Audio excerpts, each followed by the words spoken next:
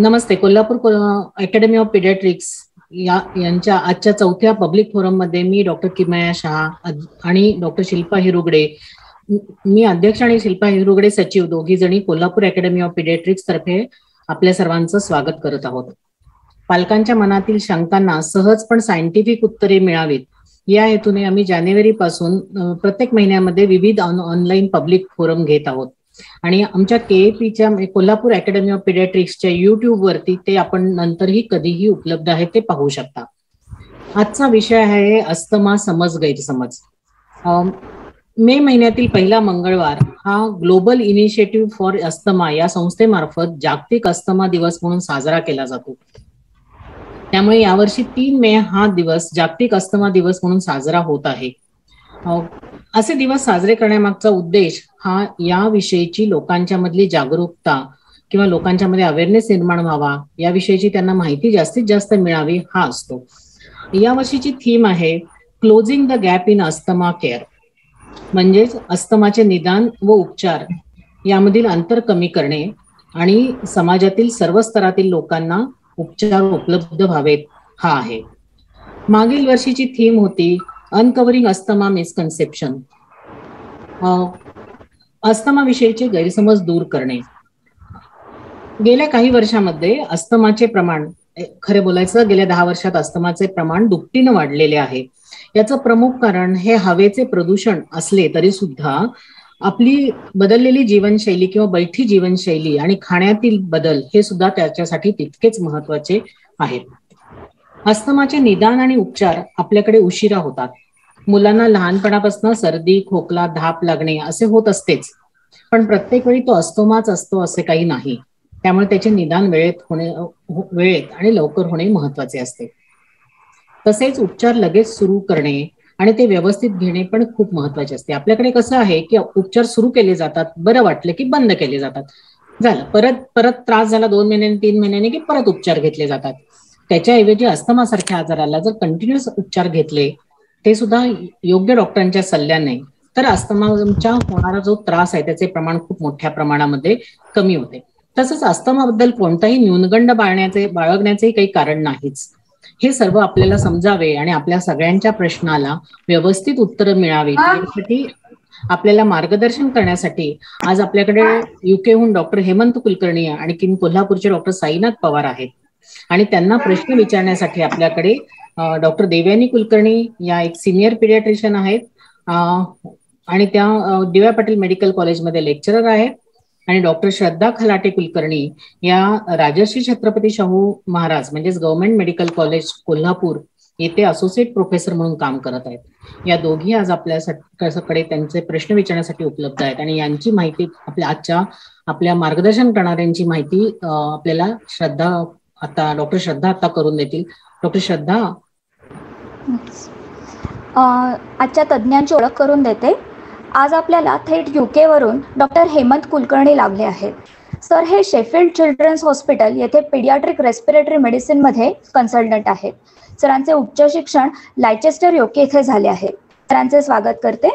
तसेच आज आपले दुसरे तज्ज्ञ आहेत doctor Sainath Pawar, Om Sai children's hospital and bronchoscopy clinic येथे सर कन्सल्टिंग पीडियाट्रिक ब्रॉन्कोस्कोपिस्ट व अलर्जी अँड अस्थमा स्पेशलिस्ट आहेत.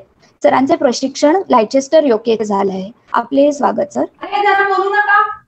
सरांना प्रेक्षकांना एक आठवण करून देते की आपल्याला विचारावयाचे प्रश्न आपण इनबॉक्स मध्ये मेसेज करू शकता. देवयानी मॅडम आता प्रश्नोत्तरांना सुरुवात करते.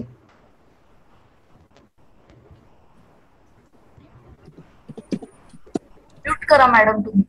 देवयानी मॅडम अनम्यूट करा.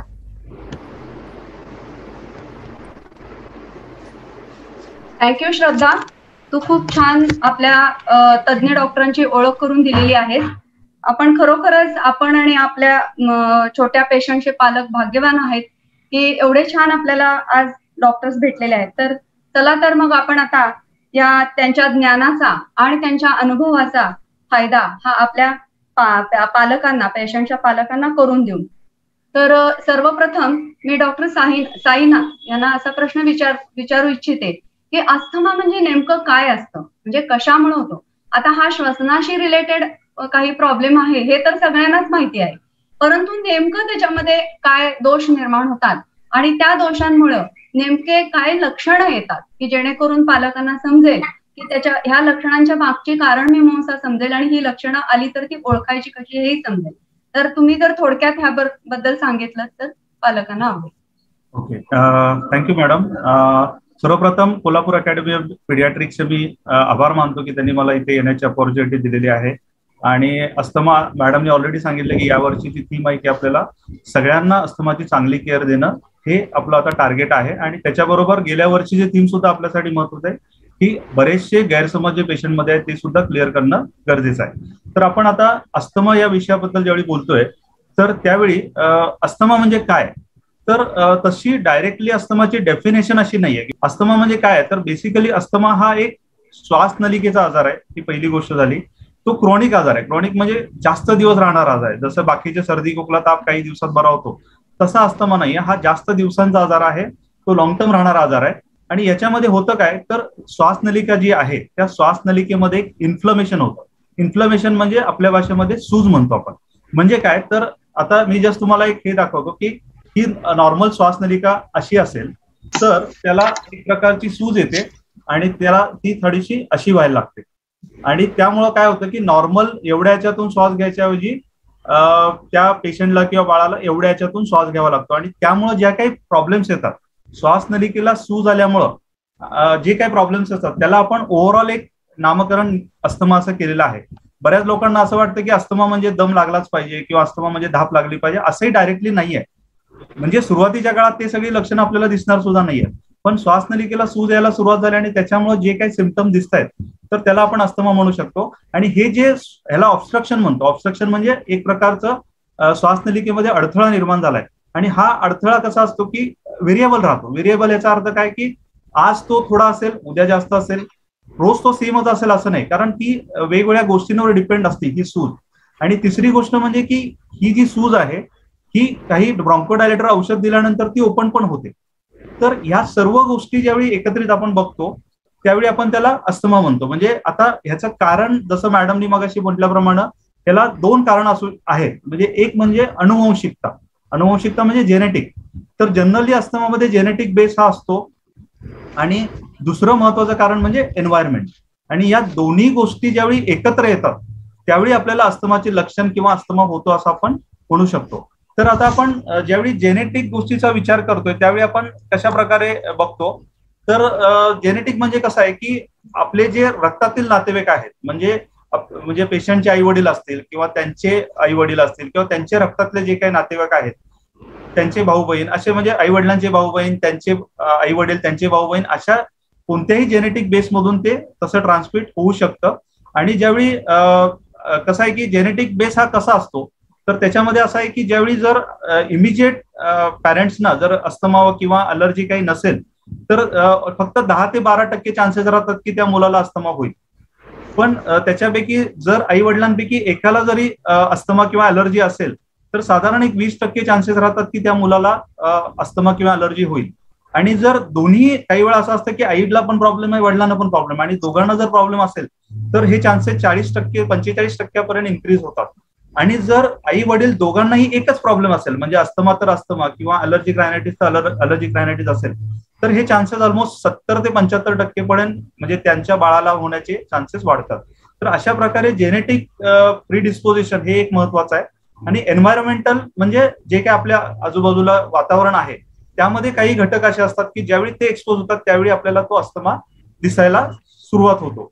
आणि लक्षणांबद्दल आपण पुढे, जसं पुढच्या डिस्कशनमध्ये लक्षणांबद्दल आपण पुढे बोलणारच आहोत. तर मला वाटतं की बेसिक अस्थमाची पॅथोफिजिओलॉजी आपण समजून घ्यायला हरकत नाही. ही जी श्वासनलिकेची सूज आहे ही कसं असतंय की आपण ज्यावेळी फक्त वरवर, म्हणजे आता बाळ आजारी पडला आणि ट्रीटमेंट केली तर ती थोड्या प्रमाणात कमी होते, पण काही प्रमाणात ती सूज राहते. आणि त्यामुळं पुन्हा ज्यावेळी ट्रिगर्स येतात, म्हणजे धूर, वातावरणातला बदल, थंड वस्तू, प्रवास, त्यावेळी पुन्हा काही दिवसांनी तो त्रास होतो. म्हणून आपल्याला त्याचे प्रॉपर ट्रीटमेंट करणं गरजेचं आहे. बरोबर. मला वाटतं पॅथोफिजिओलॉजी मध्ये एवढं आपल्यासाठी आता पुरेसं आहे. बाकीच्या गोष्टी आपण पुढे डिस्कस करणारच आहोत. हा, ठीक आहे डॉक्टर साईनाथ. तर मला काय वाटतंय, आपण आपल्या दैनंदिन ओपीडी मध्ये जसे पेशंट येतात तर त्यांचं जर काही आपण थोडा काही विचार केला तर समजा आता माझ्याकडे काल परवा 2-3 दिवसापूर्वीच एक 1.5 वर्षाचा साहिल नावाचा मुलगा आलेला आहे आणि त्याला त्याच्या आईची अशी तक्रार आहे की अलीकडे म्हणजे जसं त्यांनी पाळणा घरामध्ये ठेवलंय, ती थोडीशी नोकरी वगैरे करतेय, त्यामुळं पाळणा घरात ठेवल्यापासून तो मुलगा वरचेवर सर्दी होतीये, खोकला होतोय, ताप येतोय त्याला. आणि मग जवळच्या डॉक्टरांना दाखवल्यावर ते म्हणतात की ह्याची छाती भरली आहे. मग तिला असं वाटतं की माझ्या बाळाला अस्थमा आहे की काय. तर ही एक सिच्युएशन आपण नेहमीच फेस करतो. दुसरी एक सिच्युएशन अशी असते की एक मोठा मुलगा आहे, आदित्य नावाचा माझ्याकडे येणारा एक मोठा 7 वर्षाचा मुलगा आहे.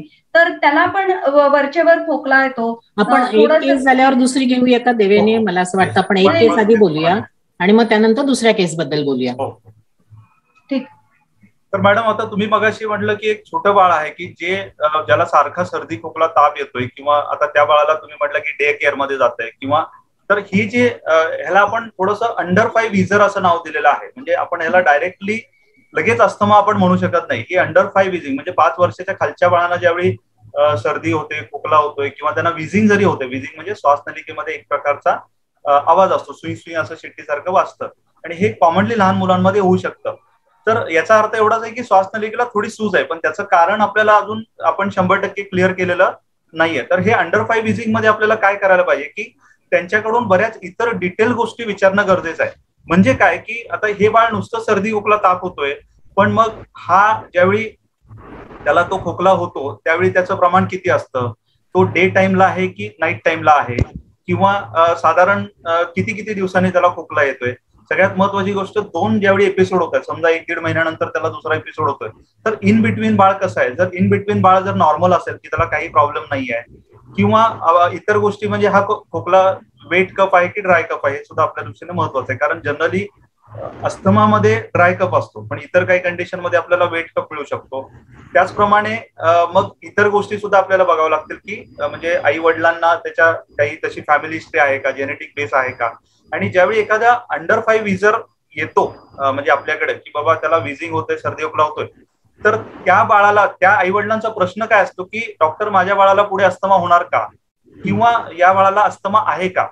तर अशा वेळी आपल्याला थोडंसं, आता कसं आहे की ह्याला हे क्लिअर करण्यासाठी काही गाईडलाईन्स आहेत. त्याच्यामध्ये एक तर मॉडिफाईड अस्थमा इंडेक्स म्हणून येतो, हे थोडंसं जुनं आहे, 2021च्या आधीच आहे. आणि आता जिनानी 2021 मध्ये 3 बॉक्सेसचं एक आपल्याला प्रेझेंटेशन दिलेलं आहे की त्यातल्या कुठल्या बाळांना म्हणजे अस्थमा होऊ शकतो. तर आपण एक समजण्यासाठी एवढं समजू शकतो की सर्वसामान्यांना समजणाऱ्या भाषेमध्ये पण सांगूया, जायला नको. पण पहिली गोष्ट, जर त्या बाळाला इतर काही अलर्जीज असतील, म्हणजे त्याला अलर्जीची सर्दी पण आहे, किंवा त्याला ॲटोपिक डर्माटायटिस म्हणजे अलर्जीचा स्किनचा प्रॉब्लेम आहे, किंवा त्याच्या आई वडिलांना कुठे क्लिअर कट अलर्जी आहे, म्हणजे अलर्जिक रायनायटिस असेल, अस्थमा असेल, किंवा आणि ह्या सगळ्या गोष्टी आहेत. आणि इन बिटवीन एपिसोड जर ते बाळ पुन्हा पुन्हा त्याला त्यावेळी सुद्धा काही खोकला किंवा मध्ये मध्ये त्रास राहतोय. आणि अजून जिनाच्या गाईडलाईन्स नुसार त्यांनी असंही म्हटलंय की अंडर 5 विझर मध्ये जर तुम्ही अलर्जी टेस्ट केली आणि त्याच्यामध्ये एरो अलर्जन जर पॉझिटिव्ह असेल, म्हणजे एरो अलर्जन म्हणजे डस्ट असेल, पोलन्स असतील, किंवा हे जे हवेत असणारे अलर्जन हे जर पॉझिटिव्ह असतील, तर हे त्या बाळामध्ये पॉझिटिव्ह असेल तर चान्सेस या बाळाला पुढे अस्थमामध्ये कन्वर्ट होण्याचे जास्त आहेत. पण प्रत्येक बाळाला ज्याला सर्दी खोकला ताप येतो त्याला पुढे अस्थमा होईल किंवा राहील असं नाहीये. आपल्याला बरेच फॅक्टर एकत्रित घ्यावे लागतील, आणि हे जे हायरिस्क फॅक्टर आहेत याच्यामधल्या जर बऱ्याचशा गोष्टी पॉझिटिव्ह असतील तर आपण म्हणू शकतो की हा, देर आर चान्सेस की या बाळाला पुढे अस्थमा व्हायचे चान्सेस आहेत. पण आपल्याला डायग्नोसिस लगेच न करता त्या बाळावर लक्ष ठेवायचं आहे, आणि पुढे तो कसा प्रोग्रेस होतो बघून ते ठरवायचं आहे. त्यामुळे अशा छोट्या बाळांना लेबल नको करायला, ऑब्झर्व देऊ, त्यांना ऑब्झर्व करूया. थोडक्यात आपण असं म्हणू की प्रत्येक 5 वर्षाखालील जर मूल आपल्याकडे आलं तर प्रत्येक वेळी त्याची छाती भरली म्हणजे प्रत्येक त्याला अस्थमा आहे असं अजिबात नाही. म्हणजे हा मेसेज आपल्याला क्लिअर कट जाऊ दे. त्यातले काही अस्थमा असू पण शकतात. आपण हे सगळे आपले सगळे मार्कर जे आहेत त्याच्यावर लक्ष ठेवणं गरजेचं. ठेवल्यानंतर म्हणजे फॉलोअप त्यांचा योग्य प्रकारे फॉलोअप होणं आणि डिटेलमध्ये हिस्ट्री घेणं. तर हे झालं बिलो 5 इयर्सच्या म्हणजे 5 वर्षाच्या खालील वयोगटातील मुलांचं. दुसरा एक माझ्याकडे नेहमी पेशंट येतो आदित्य नावाचा, की तो पण खेळतो वगैरे, त्यावेळेस थोडेसे त्याला दमधाप लागते आणि जवळपास वर्षातून एक 6 ते 7 वेळा त्याला खोकला येतो, श्वास अडखळल्यासारखं होतं. आणखीन त्यालाही असंच म्हणजे शाळेतले कुठल्या ऍक्टिव्हिटीज करण्यामध्ये थोडासा त्रास होतो. पण मग ह्या मुलाला काय असू शकतं म्हणजे? मला वाटतं doctor Hemant, can you take this question? So 5 वर्षाच्या मोठ्या मुलांना जेव्हा सर्दी, खोकला आणि त्याच्यामुळे दम लागतो, व्हीज म्हणजे छातीत आवाज येतो, शिट्टीसारखे आवाज, आणि हे वारंवार जेव्हा हॉस्पिटलला जायला लागतं किंवा त्यांच्या पिडियाट्रिशियन किंवा जनरल प्रॅक्टिशनरकडे जायला लागतं, त्यावेळी प्लॅन असा करायला लागतो की आता हे अस्थमासारखं वाटतंय का, याचा विचार करायला सुरुवात करायला लागते. आणि त्याच्यानंतर जसं डॉक्टर साईनाथने सांगितलं आधी की हे जे अस्थमा जे आहे हे क्लिनिकल डायग्नोसिस आहे आणि हे ते 4 सिम्पटम्सवर बेस्ड आहेत. पण त्याच्याबरोबर कन्फर्मेशनसाठी ते जे डायग्नोसिससाठी जी टेस्ट लागते त्या टेस्टला नाव म्हणतात स्पायरोमेट्री. सो हे जे स्पायरोमेट्री नावाची एक टेस्ट आहे ते टेक्निकल टेस्ट आहे, त्याच्यासाठी ट्रेनिंग लागतं, त्यासाठी सेटअप लागतं आणि ज्याप्रमाणे तो जो टेस्ट केला जातो तो त्याला प्रॅक्टिस पण लागते आणि कोऑपरेशन पण लागतं. आणि अशा वेळी तो जो टेस्ट आहे त्या टेस्ट करताना अटेंडंट म्हणजे डॉक्टर असेल किंवा फिजिओलॉजिस्ट असेल किंवा टेक्निशियन असेल, जो कोण असतो तो बाजूला थांबून मॅक्झिमम एफर्ट त्या मुलांकडनं काढायला लागतो. सो म्हणून जेव्हा डायग्नोसिस करतात त्याप्रमाणे त्याच्यावर जेव्हा डायग्नोसिस अस्थमाचं नाव दिलं जातं तेव्हा ह्या सगळ्या गोष्टींचा विचार करायला लागतो आधी. सॉरी, मध्ये ना माझा तुमचा फुल प्रश्न मला ऐकू आला नाही, तो परत मला एकदा रिपीट करून सांगाल का? म्हणजे 8 वर्षाच्या 5 वर्षाच्या पेक्षा मोठी जी मुलं असतात तर त्यांना असा वरचेवर सर्दी, खोकला किंवा छातीमध्ये दाटून येणं, दम लागणं, धाप लागणं, खेळू नाही शकत आहेत शाळेमध्ये किंवा सायकल जात असतील तर त्याच्यामध्येही त्यांना थोडा अडथळा होतो. तर अशा मुलांना आपण अस्थमा आहे का किंवा असेल तर कसं ओळखू शकतो, हा प्रश्न होता. सो एक सोपी टेस्ट आहे स्पायरोमेट्री, पण अगेन मी सांगितल्याप्रमाणे या टेक्निकल टेस्ट आहे, त्याची अवेलेबिलिटी सगळीकडे नाही आहे आणि त्याच्यासाठी स्पेशलिस्ट लागतात इंटरप्रेट करायला. कारण हे आपण सगळ्यांनी MBBS मध्ये शिकवलेलं असतं, पण प्रॅक्टिकली ते कसं वापरायचं, त्याची कॅलिब्रेशन कशी करायची, त्याचं मेंटेनन्स कसं करायचं, ह्याचा विचार करायला लागतो. सेकंड सोपी गोष्ट आहे जे सगळे करू शकतात बिफोर ते कुठल्याही डॉक्टरांकडे ज्यांच्याकडे स्पायरोमेट्री आहे त्यांना बघण्याच्या आधी, आणि ती एक सोपी टेस्ट आहे, त्याला म्हणतात पीक फ्लो मीटर, राईट पीक फ्लो मीटर. पण ही जी टेस्ट आहे ही कोणी करू शकतं आणि ते काय ते 400, 500, 800 रुपयाला मिळतं आणि त्याची डायरी मेंटेन करायला लागते आणि त्याच्यामध्ये प्रॅक्टिस पण होते की स्पायरोमेट्री करण्याच्या आधी 8 वर्षाच्या मुलाला, 9 वर्षाच्या मुलाला हे सोपं आहे, पण 6 आणि 7 वर्षाच्या मुलाला जरा थोडंसं डिफिकल्ट पडतं ते. पण जेव्हा प्रॅक्टिस करायला लावलं पीक फ्लोवर, मग जेव्हा स्पायरोमेट्रीला जातात तर तेव्हा पहिल्या टेस्टमध्येच आन्सर मिळू शकतं. कधी कधी टेक्निकमुळे ते आन्सर मिळत नाही आणि परत एक दुसऱ्यांदा किंवा तिसऱ्यांदा व्हिजिट करायला लागते. सो स्पायरोमेट्री हे आवश्यक आहे 7-8 वर्षाच्या मुलांना. 5 वर्षाच्या खालच्या मुलांना हे डिफिकल्ट आहे करणं. श्रद्धा, ओव्हर टू. अतिशय सोप्या भाषेत आपल्याला सरांनी अस्थमाची ओळख करून दिली आहे, तसेच निदानबद्दलही सांगितलं आहे. तर आता अस्थमाचे निदान झाल्यावर त्याची उपचार पद्धती कशी ठरते, हेमंत सर?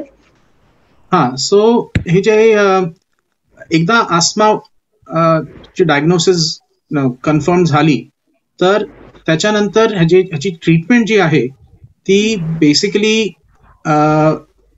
एक प्रकारचं इन्हेलर म्हणतात त्याला. इन्हेलर म्हणजे काही लोक पंप म्हणतात त्याला, आणि हे पंप किंवा इन्हेलरच्या मध्ये जी औषधं असतात त्या औषधांनी केली जाते. तर मेनली 2 प्रकारचे इन्हेलर्स असतात, आता डॉक्टर साईनाथ दाखवत आहेत तसे. एकाला म्हणतात प्रिव्हेंटर आणि एकाला म्हणतात रिलिव्हर किंवा ज्यांना सो जे प्रिव्हेंटर आहेत किंवा कंट्रोलर जे आहेत ते काय करतात, डॉक्टर साईनाथने समजवलं की जेव्हा एअरवे किंवा एअरवे मध्ये सूज असते, त्या सूज कमी करण्यासाठी इनफॅक्ट महेश ते स्लाइड्स आहेत का दोन दाखवू शकता प्लीज? महेश इनहेलरची स्लाइड दाखवा. सो जे इनहेलर जे आहेत या प्रिव्हेंटर इनहेलरनी तोपर्यंत मागाच्या पेशंट विषयी किंवा एकूण माहिती बद्दल काही बोलू शकणार असाल तर साईनाथ किंवा हेमंत तुम्ही तोपर्यंत बाकी काही माहिती देऊ शकता. तर थोडंसं मी 2 मिनिटं बोलतो फक्त की ज्यावेळी आता मॅडम 8 वर्षाच्या मुलाबद्दल बोलतायत त्यावेळी पहिली गोष्ट आपल्याला त्याचे सिम्पटम्स फार महत्वाचे आहेत. तर त्यामध्ये म्हणजे जनरली काय असतं की हे क्लासिकल जे पेशंट असतात त्याच्यामध्ये रिकरंट कफ होतो, म्हणजे वारंवार खोकला येतो, काहीतरी कारण होतं, 8 दिवसांनी 15 दिवसांनी खोकला होतो. मग लोक म्हणजे आपल्या भाषेमध्ये गावातले लोक त्यांना म्हणतात छाती भरले छाती भरले, त्यांना थोडं सुईसुई आवाज पण येत असतो, त्यांना दम लागतो, किंवा मग ते ज्यावेळी पळतात किंवा सायकलिंग करतात किंवा शाळेमध्ये ज्यावेळी खेळतात त्यावेळी त्यांचा खोकला वाढतो. त्याचप्रमाणे जनरली हा खोकला नाईटला जास्त दिसतो आणि मग मध्येच त्यांना असं छाती भरल्यासारखं, छातीत गरगर आवाज, सुट्टी सारखा आवाज, हे क्लासिकल सिम्पटम त्यांच्यामध्ये असतात. आणि इन बिटवीन सुद्धा म्हणजे 2 सिम्पटमच्या मध्ये सुद्धा त्यांना थोड्या थोड्या तक्रारी चालूच असतात. आणि ज्यावेळी आपण त्यांना डिटेल विचारतो त्यावेळी मग ते कुठेतरी फॅमिली हिस्ट्री पण आपल्याला देतात की मग आजीला आहे, काकांना आहे, मामांना आहे वगैरे वगैरे. मग ही पहिली क्लिनिकल हिस्ट्री झाल्यानंतर आपण त्यांचा क्लिनिकल डायग्नोसिस करतो की बाबा हा याला ही सगळी लक्षणं दिसत आहेत, आणि त्यानंतर मग आपण ते स्पायरोमेट्रीला जातो. तर आपल्याला की आपण कोल्हापुरात तर स्पायरोमेट्री करतच आहोत, आपण आता म्हणजे गेले 6-7 वर्ष आपण स्पायरोमेट्री करतोय. आणि निदानमध्ये आणखी गोष्ट म्हणजे जी आपल्याकडे अवेलेबल आहे, आता हेमंतकडे तर फार ऍडव्हान्स पल्मोनरी फंक्शन टेस्ट आहेत, पण आता आपल्याकडे सुद्धा म्हणजे लहान मुलांसाठी सुद्धा एक पोस्ट ऑसिलेशन टेक्निक म्हणून एक आपल्याकडं पल्मोनरी फंक्शन टेस्ट आहेत की ज्या ऑलमोस्ट 3-3.5 वर्षाच्या वरच्या मुलांना आपल्याला करता येतात. आणि त्याच्यामध्ये सुद्धा आपल्याला बऱ्यापैकी जे श्वास नलिकेची सूज जी आहे ती किती प्रमाणात आहे, प्लस कुठल्या कुठल्या लेवलला आहे, म्हणजे स्मॉल, मिड आणि लार्ज एअरवेला किती सूज आहे, आणि प्लस आपण ब्रॉन्कोडायलेटर रिव्हर्सिबिलिटी पण बघतो त्याच्यामध्ये. तर हे आता जी नवीन मशीन्स आहेत त्याच्यामध्ये थोडं लहान मुलांना सुद्धा इझिली करता येतं, कारण त्याच्यामध्ये नॉर्मली टायडल ब्रिदिंग असतं, म्हणजे नॉर्मल श्वास घ्यायचा असतो, जो 3-3.5 वर्षाची मुलं सुद्धा आरामात करू शकतात. आणि ती सुद्धा आपल्याला खूप हेल्पफुल होतात. म्हणजे बऱ्याच वेळा ज्यावेळी पॅरेंट्सना ते ऍक्सेप्ट होत नाहीये किंवा ते मान्य करत नाहीयेत त्यावेळी ह्या टेस्ट आपल्याला खूप मदत करतात त्यांना समजून सांगण्यासाठी किंवा त्यांना क्लिअरली दाखवण्यासाठी. हे बघा मी म्हणतोय म्हणून नव्हे, हे मशीन सांगते असं. तर I think Hemant you can go ahead. हा, तर या ज्या प्रिव्हेंटर किंवा कंट्रोलर इनहेलर्स जे असतात त्या भरपूर प्रकारचे असतात, आणि त्याच्यातलं जे औषध असतं ते डायरेक्ट श्वासनळिका आणि किंवा लंग्स मध्ये जातं, आणि हे ब्लड स्ट्रीम किंवा ब्लड मध्ये जात नाही. सो म्हणून त्याची साईड इफेक्ट्स फार कमी असतात आणि इफेक्ट खूप चांगले होतात त्याचे. सो जे औषधं आपण टॅबलेट किंवा लिक्विड फॉर्म मध्ये घेतो त्याच्यापेक्षा ही जी औषधं आहेत ज्या इनहेलर किंवा पंप मधनं जातात ते जास्त सेफ आणि इफेक्टिव्ह असतात. आणि याचं मेन म्हणजे अंडरस्टँडिंग असं व्हायला पाहिजे की आस्थमा जे आहे हे प्रिव्हेंट केलं पाहिजे. त्याचं एक्झासर्वेशन म्हणजे आस्थमा अटॅक जो म्हणतो आपण ते प्रिव्हेंट करण्यासाठी हे औषधं असतात, ही औषधं आहेत. तर ही रोज सकाळी आणि संध्याकाळी जेव्हा जे प्रिस्क्राईब्ड असतं त्याप्रमाणे घ्यायला पाहिजे. त्याचा आपण आता बरं वाटतंय म्हणून डॉक्टरांना न विचारता बंद करणं हे चुकीचं आहे. डॉक्टरांनीच ठरवलं पाहिजे की त्याचं औषधाचं डोस कमी वर किंवा जास्त करायचं पाहिजे. हे ते त्या अस्थमा कंट्रोल टेस्ट किंवा सिम्पटम मॅनेजमेंटनीच केलं जातं. आणि राईटला जे दिसतंय ते निळ्या कॉलम मध्ये त्याला रिलिव्हर म्हणतात. म्हणजे युजली आता कॉमन मेडिकेशन तुम्ही ऐकलं असतील, म्हणजे त्याला सॅल्ब्युटामॉल किंवा तिथे आस्थालिन म्हणून हा एक ब्रँड आहे. इथे युके मध्ये सगळे जे रिलिव्हर्स आहेत ते ब्लू कलरचेच असतात, निळ्या रंगाचेच. आणि हे जे औषध आहे हे सर्वात इम्पॉर्टंट म्हणजे तो 8 वर्षाचा 9 वर्षाचा कुठेही असेल तर त्याच्या बॅगेत किंवा खिशात असलीच पाहिजे, कारण आस्थमा अटॅक कधीही होऊ शकतो. आणि सतर्क राहायला पाहिजे की हे तुम्ही ऑलवेज प्रिपेअर्ड आहात. डॉक्टर साईनाथ नंतर बोलतील की मॅनेजमेंट करताना कसं एक आस्थमा प्लॅन ठेवायला लागतो, कारण तो मुलगा कुठे स्विमिंगला गेलाय, ट्युशन क्लासेसला गेलाय किंवा शाळेच्या ट्रिपवर गेलाय, तर टीचरला पण माहिती असलं पाहिजे की ही औषधं कशी द्यायची. सो या 2 इम्पॉर्टंट गोष्टी आहेत या अस्थमामध्ये, की एक प्रिव्हेंटर आहे, एक रिलिव्हर आहे. आणि तिसरा भाग इम्पॉर्टंट म्हणजे 17-18 वर्षाच्या खालच्या मुलांना रिलिव्हर आणि प्रिव्हेंटर इन्हेलर हे स्पेसर बरोबरच द्यायला पाहिजे. विदाउट स्पेसर देण्यात काहीही अर्थ नाही, कारण औषधं या ज्या इन्हेलर्स ज्या आहेत याचं ते आतमधलं जे मेडिसिन प्रोडक्ट जे असतं ते डायरेक्टली लंग मध्ये जायला पाहिजे. हे नाहीतर हे फक्त जिभेच्या पाठी किंवा वरती पॅलेटलाच चिटकून बसेल आणि औषध खाली जाणार नाही. सो हे स्पेसर वापरलेलंच पाहिजे. आता डॉक्टर साईनाथ जे दाखवत आहेत त्या स्पेसरच्या थ्रू. आणि गोइंग बॅक टू परत इनटू इन्व्हेस्टिगेशन्स, वन्स एकदा हे कळलं की अस्थमा कंट्रोल्ड आहे, द इम्पॉर्टंट बिट इज की विदाउट डॉक्टर्स म्हणजे डिस्कशन विथ द डॉक्टर हे कधीही औषधं बंद करू नये. This is the main take home message की विदाउट डिस्कशन कुठलीही औषधं बंद करू नये अस्थमाबद्दल. Over to you. Thank you. Sainath तू काय बोलणार? महेश स्लाइड्स जरा बंद केल्यास तरी चालेल. स्लाइड्स बंद केले तर चालतील. Yes madam. Sainath, do you want to add anything? No madam, ठीक आहे. Okay, next question.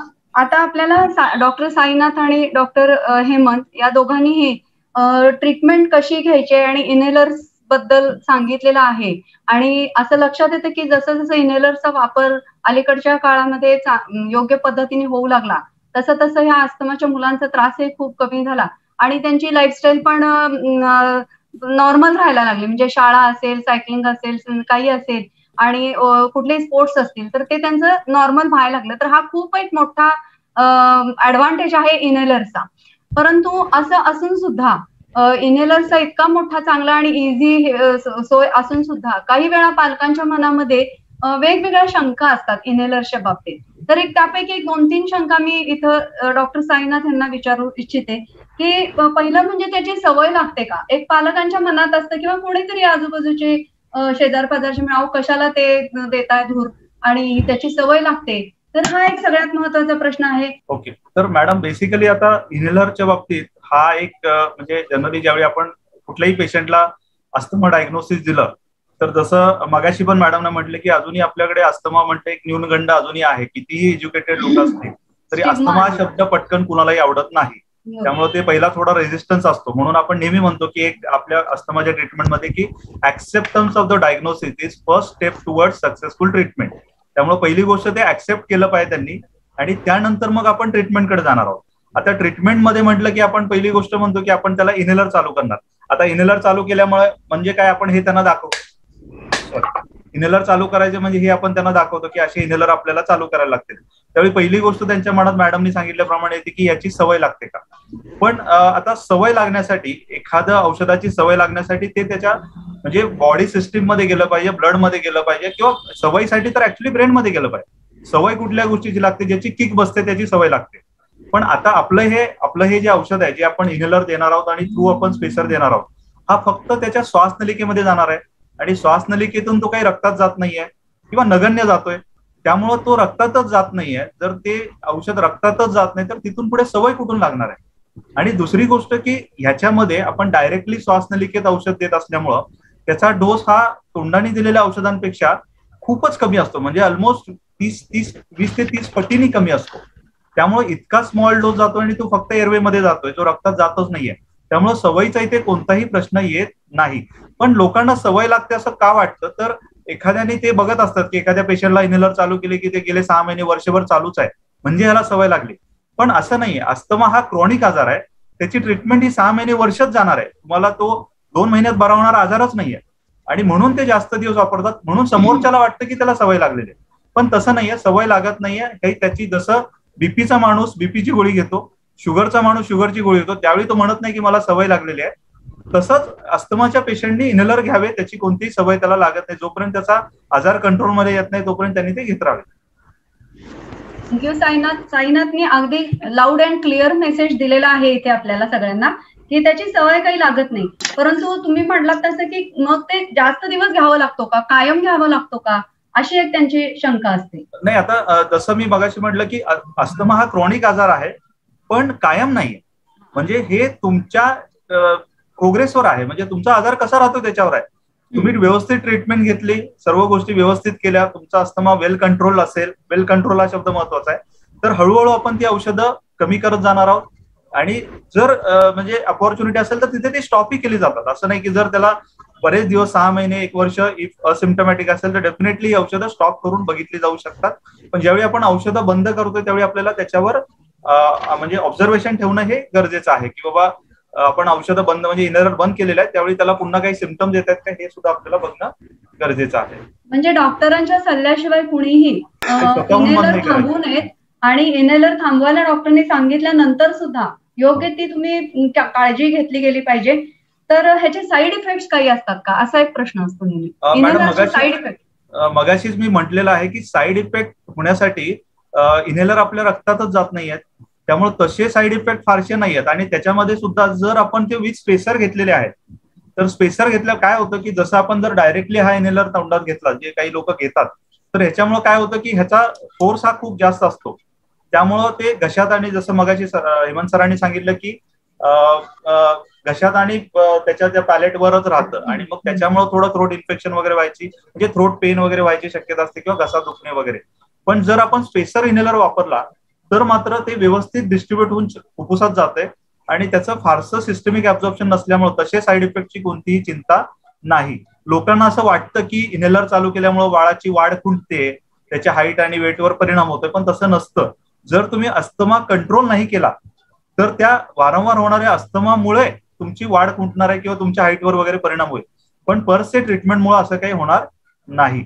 आणि मगाशी म्हटल्याप्रमाणे की ह्याचे इनहेलरचे फायदे काय असतात, तर एकतर हे कुठे जाते, डायरेक्टली श्वासनलिकेत जाते जिथे गरज आहे. ज्यावेळी आपण तोंडाने एखादं औषध घेतोय ते काय करतं की ते म्हणजे आधी आपण तोंडाने घेतोय ते जठरमध्ये जाणार आहे, इंटेस्टाईन मध्ये जाणार, तिथून लिव्हर मधून ब्रेन मधून मग एअरवे मध्ये जाणार आहे. तर हे सगळं होताना त्याला बराच जास्त डोस द्यावा लागतो, आणि त्यामुळं म्हणजे आणि सगळीकडे जाते, लिव्हर, किडनी, ब्रेन, तिथे ऍक्च्युली जायला नाही पाहिजे. त्यामुळे त्याचे थोडे साईड इफेक्ट व्हायची भीती असते, म्हणून आपण ओरल औषधं थोडीशी अवॉइड करायचा प्रयत्न केला पाहिजे.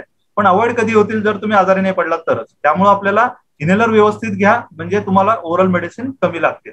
त्याचप्रमाणे याचा अजून एक फायदा काय असतो की ऍक्शन, म्हणजे ज्यावेळी एखाद्याला त्रास झालाय, जसं सरांनी सांगितल्याप्रमाणे ऍक्यूट अटॅक आलाय, तर त्याचा इफेक्ट सुद्धा पटकन होतो. ज्यावेळी मी तोंडाने औषध घेणार आहे त्याचा इफेक्ट यायला अर्धा पाऊण तास 2 तास लागतील, पण ह्याचा इनहेलरचा इफेक्ट हा 1-2 मिनिटांमध्ये सुद्धा आपल्याला मिळायला हरकत नाहीये. आणि ऍडव्हर्स इफेक्ट ह्याला म्हणजे साईड इफेक्ट ह्याला नाहीत, पण तोंडाच्या औषधांना थोडे साईड इफेक्ट असतात. म्हणजे थोडक्यात आपण असं म्हणू शकतो की इनहेलर्स हे it is a boon for our asthmatic patients. Yes madam. तर मला असं बोलणार अजून एक काही जे गैरसमज दुसरे असतात की त्याच्यामध्ये जनरली म्हणजे एक लोकांमध्ये समज की इनहेलर्स म्हणजे स्ट्रॉंग असतात. आम्हाला बरेच लोक म्हणतात सर ती स्ट्रॉंग औषधं तेवढी देऊ नका आम्हाला, पण ऍक्च्युली मगाशी मी म्हटल्याप्रमाणे इनहेलरचा डोस हा 30 पट कमी आहे. त्यामुळे जर तोंडाची औषधं स्ट्रॉंग नाहीत तर मग इनहेलर अजिबात स्ट्रॉंग नाहीये, म्हणजे 30 पट कमी आहे. त्यामुळे दुसरा गैरसमज असतो की स्ट्रॉंग आहेत का. आणखीन एक गैरसमज की बाबा इनहेलरला खूप खर्च होतो म्हणून, म्हणजे हे जनरली आम्हाला डे टू डे लाईफ मध्ये आम्हाला पेशंट विचारतात, सर हे खर्च खूप खर्चिक आहे का, किंवा हे 1000-1500 रुपये जात आहेत आमचे.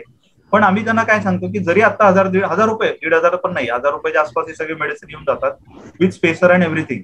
पण आपण ती चालू केल्यामुळे तो आजारी कमी पडणार आहे, आणि आजारी कमी पडल्यामुळे तुमचा जो पुढचा खर्च वाचणार आहे. त्यामुळं इनहेलरमुळे तुम्ही पैसे वाचवणारच आहात, त्याच्यामध्ये कोणताही तुमचा ऍडिशनल खर्च होणार नाही. आणि शिवाय शाळेची ऍबसेंटी वगैरे पण ती पण होणार नाही, कारण एरवी सगळ्याच गोष्टीमध्ये फायदा होणार आहे त्याचा. महत्वाचा. दुसरं असं की मला म्हणायचं आपण बरेच दिवस आपण हे इनहेलर विथ स्पेसर वगैरे आपण पेशंटना घ्यायला सांगतो, परंतु त्याची थोडी स्वच्छताही करणं गरजेचं असतं. काही वेळा आपल्याकडे पेशंट ते घेऊन येतात तर ऑलरेडी त्याचं एवढं कोटिंग झालेलं असतं, घाण असतात. तर हे थोडंसं तुम्ही जर लोकांना समजावून सांगितलं पाहिजे, सांगावं असं मला वाटतंय की त्याची योग्य स्वच्छता पण घेतली गेली पाहिजे, आणि ती कशी घेतली गेली पाहिजे. ओके, तर इनहेलर जनरली हे असे असतात, आणि म्हणजे वेगवेगळ्या कंपनीचे वेगवेगळे इनहेलर असतात, आणि ते थोडंसं ज्यावेळी आपण वापरतोय तर त्यावेळी थोडी काही म्हणजे क्लिनिंग सुद्धा महत्वाचं आहे, नाहीतर चुकून कधीतरी इन्फेक्शनची सुद्धा तसं होत नाही जास्त इन्फेक्शन, पण क्लिनिंग हे महत्वाचं आहे. तर जनरली आपण काय रेकमेंड करतो, तर वन्स अ वीक म्हणजे एका आठवड्यातून एकदा, म्हणजे आपण सोयीसाठी तो रविवार धरू, एका संडेला आपण दर संडेला हे क्लीन करायचं आहे. ते क्लीन करताना जे काही डिसमॅन्टल होतात ते डिसमॅन्टल करू शकतो, म्हणजे अशा प्रकारे ते डिसमॅन्टल होतात. आणि हे अगदी सिंपल पद्धतीने क्लीन करायचे आहेत. म्हणजे काय की पहिली गोष्ट, आपण एका पातेल्यामध्ये पाणी घ्यायचं आहे, त्याच्यामध्ये थोडासा लिक्विड सोप, 1 ते 2 थेंब लिक्विड सोप घालायचा आहे, जास्त नाही, थोडासा तेवढाच घालायचा, आणि हे त्याच्यामध्ये विसळून घ्यायचं आहे. पुन्हा नॉर्मल पाण्यात विसळायचं आहे आणि असं उलट ठेवून एअर ड्राय करायचं आहे. म्हणजे एअर ड्राय केल्यावर काय होतं की त्याला अजिबात कापडाने पुसायचं नाहीये. जर आपण कापडाने पुसलं तर त्याच्यावर थोडे चरे पडतील आणि मग त्याचा जो इलेक्ट्रोस्टॅटिक हे असतो किंवा त्याचा जे ड्रगचं डिपॉझिशन मग त्या इन्स्ट्रुमेंटमध्ये जास्त वाढणार आहे. तर त्यामुळे आपण त्याची काळजीपूर्वक फक्त क्लीन हे करायचं, म्हणजे आपण फक्त साबणाच्या पाण्यात विसरायचं, नॉर्मल पाण्यातून विसळून ते एअर ड्राय करायचं, पुसायचं नाही त्याला. आणि एव्हरी संडे आपण इनहेलरचा जो आहे हे तुम्ही स्पेसरचं दाखवलं आता, इनहेलरचे ते कॅनेस्टन काढावे लागेल. हा, आणि हे थोडंसं काढून आपण वरच्यावर क्लीन करू शकतो, पण महत्वाचा स्पेसर हा आपल्याला संडे टू संडे क्लीन करणं गरजेचं आहे. हे अशा प्रकारे डिसमॅन्टल होतं, हे सुद्धा आपण थोडं क्लीन करू शकतो. इनहेलर नंतर एक थोडासा प्रश्न असा आहे की बऱ्याचदा आपण सुद्धा काही वेळा जास्त दम धाप असेल मुलांना तर आपण आपल्या ओपीडी मध्ये नेब्युलायझरनी आपण थोडीशी ट्रीटमेंट करतो. पण बरेच पेशंट असे येतात की नेब्युलायझर त्यांनी घरीच आणून ठेवलाय, की काही त्यांच्या घरामध्ये अडल्ट पेशंटसाठी तो वापरलेला तोच नेब्युलायझर ते या मुलांना पण वापरतायत. आणि थोडी जरी सर्दी झाली, साधी सर्दी जरी असेल, तर थोडा जरी खोकला असेल तर ते नेब्युलायझर वापरतात. तर हे कितपत योग्य आहे, आणि म्हणजे अयोग्य असेल तर का अयोग्य आहे? Hemant, do you want to answer this? हो. सो आता हे घरी नेब्युलायझर वापरणं हे खूप इंडियन कॉन्सेप्ट आहे. इनफॅक्ट UK आणि फॉरेन कंट्रीजमध्ये नेब्युलायझर अलाउडच नाहीये घरी वापरायला, अनलेस त्यांना मेजर आजारी आहेत, म्हणजे असं सिस्टिक फायब्रोसिस किंवा अशा गोष्टी आहेत. तर इथे तर अलाउड पण नाहीये प्रिस्क्राईब करायला नेब्युलायझर. सो प्रॉब्लेम असा आहे नेब्युलायझर ट्रीटमेंटचा की कधी कधी तुम्ही नेब्युलायझर देता, पण नेब्युलायझर मध्ये जे औषध टाकलं जातं, म्हणजे सॅल्पेटामॉल किंवा स्टेरॉइड, हे डॉक्टर साईनाथनी सांगितल्याप्रमाणे हे 30 टाइम्स 40 टाइम्स हायर डोज असतो. आणि most of that 80% of that तो वेस्टेज मध्येच असतो. इनफॅक्ट तो मुलं घेत नाहीत. ते काय, ते पूर्ण घरात सगळीकडे सगळ्यांना मिळतं, पण मुलाला कधीच मिळत नाही त्याचं. आणि असं वाटतं की आपण काहीतरी देतोय, कारण ते दिसलं जातं. तो जो क्लाउड आहे तो त्याला व्हिज्युअल इफेक्ट असतो. व्हेरॅज खरं रिसर्च वाचलं आणि बघितलं तर अनलेस मुलाला ऑक्सिजनची गरज आहे, स्पेसर आणि इन्हेलर वापरलं तर औषध डायरेक्टली एअरवे आणि लंग्स मध्ये जातं, आणि एफिकसी त्याची जी एफिकसी आहे ही जास्त असते.